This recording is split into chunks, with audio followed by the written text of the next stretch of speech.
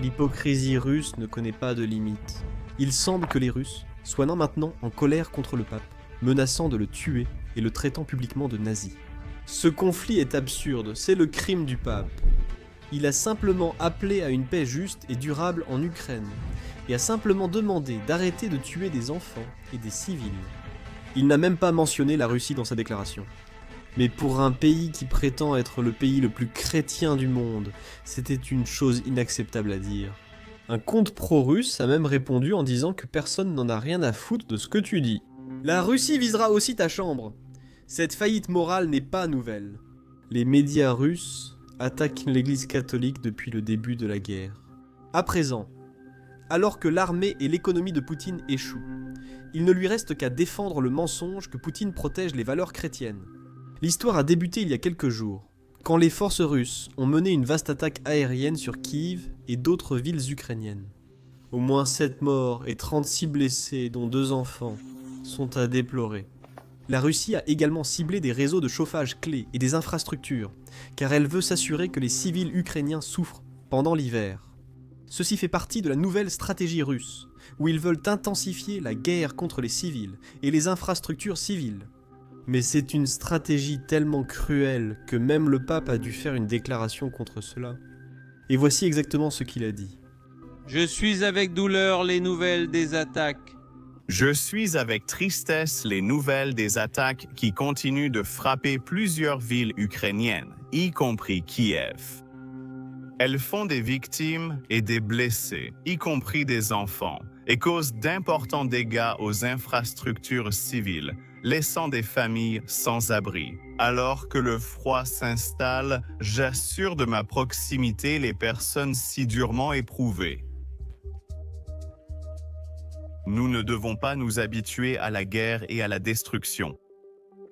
Prions ensemble pour une paix juste et stable dans l'Ukraine martyre.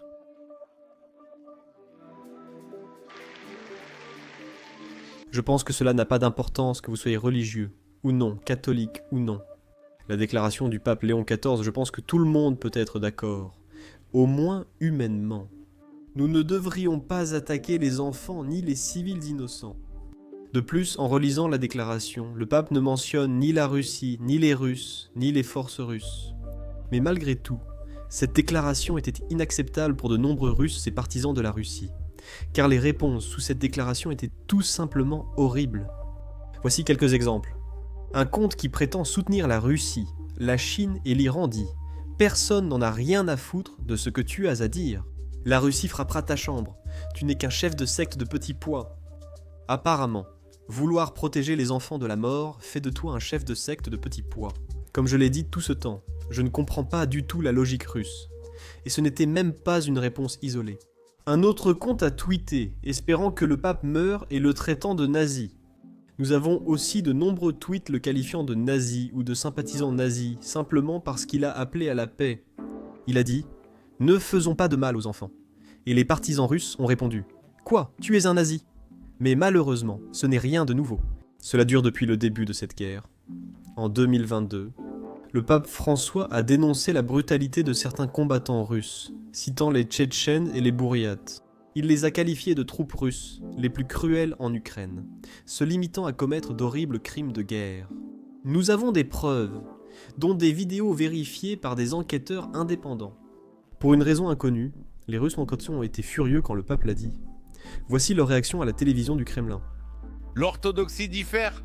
L'orthodoxie diffère du catholicisme, comme la vie diffère de la mort, comme l'a dit Berdiaev.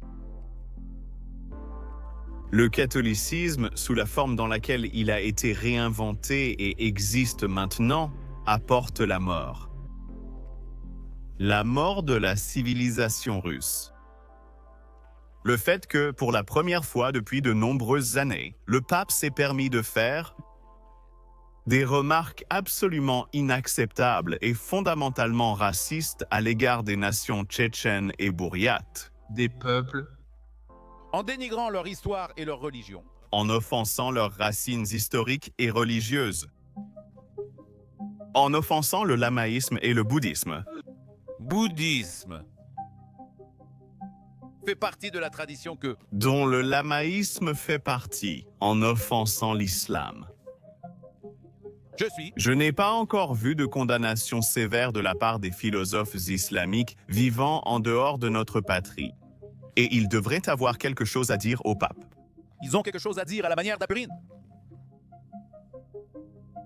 C'est sans doute pourquoi Vladimir Poutine n'a pas assisté aux funérailles du pape François, alors que tous les autres dirigeants mondiaux étaient présents. Ou cela pourrait être parce qu'il a un mandat d'arrêt contre lui, car il a enlevé plus de 20 000 enfants ukrainiens. Vladimir Poutine semblait également insatisfait du nouveau pape. Dès le début, le pape Léon XIV a vivement critiqué les crimes de guerre russes en Ukraine et l'invasion de Vladimir Poutine. Écoutez ce qu'il a dit juste après être devenu pape. C'est un problème qui touche le monde entier. Il y a de nombreuses analyses qui sont faites sur le conflit, sur la guerre qui sévit actuellement en Ukraine. Mais de mon point de vue, c'est une véritable politique impérialiste, où la Russie veut conquérir un territoire pour des raisons de puissance de Procureur et... par conséquent, pour l'avantage propre de la Russie, pour la question de l'emplacement stratégique, ainsi que pour la grande valeur de ce que représente l'Ukraine, tant sur le plan culturel qu'historique, ainsi que pour la production au profit de la Russie. Et cela est en train d'être commis, cela a déjà été prouvé. Il n'y a pas de crimes contre l'humanité qui sont commis en Ukraine.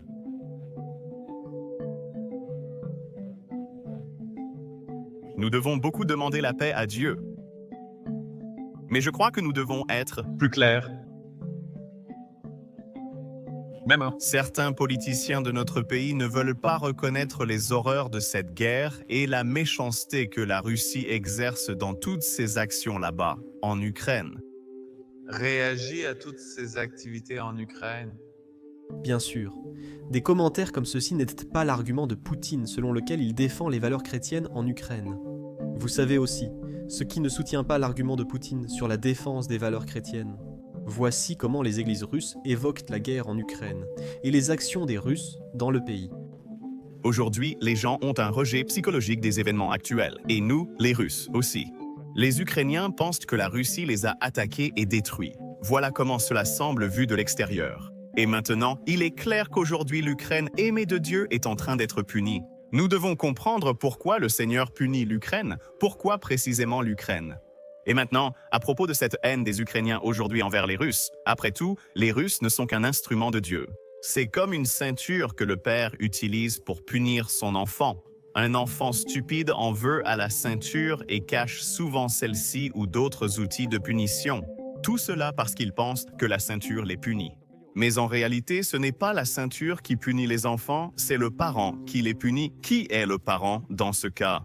Le parent, c'est Dieu.